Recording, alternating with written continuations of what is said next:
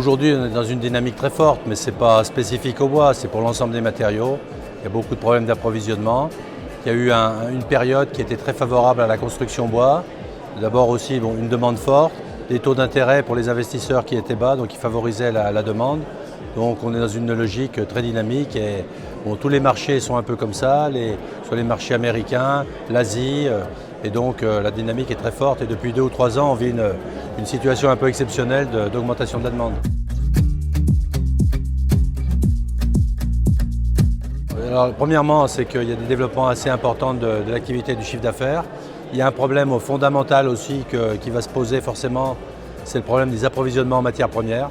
Donc on le connaît déjà depuis quelques temps dans le chêne, mais aujourd'hui on a vu au cours de cette Assemblée Générale que ça touchait aussi d'autres essences, notamment le résineux, ce qui est un peu nouveau. Ça veut dire que quand on voit que les Chinois envoient des émissaires pour capter la matière première française, alors que chez eux ils ont interdit la coupe des bois, c'est quand même très inquiétant. Donc on a travaillé avec les pouvoirs publics pour essayer de contrôler ça. Ça avance pas très vite. Alors il est probable aussi que parfois les propriétaires forestiers font un peu en tout cas leurs représentants font un petit peu de rétention en se disant qu'il vaut mieux qu'on vende un peu plus cher en Asie qu'à nos clients habituels en France. Mais c'est un mauvais calcul et ça leur coûtera cher un jour si ça continue comme ça.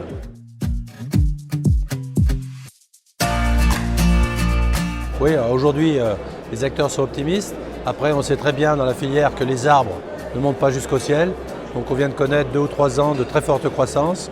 Ce dont je suis convaincu, c'est que cette croissance va se poursuivre, mais à un rythme beaucoup plus modéré, ce qui n'est pas plus mal parce que ça mettra un peu plus de stabilité dans les prix. Mais bon, il se trouve que dans le secteur, notamment de la construction, il y a des demandes qui sont importantes et que ça va continuer à s'accélérer.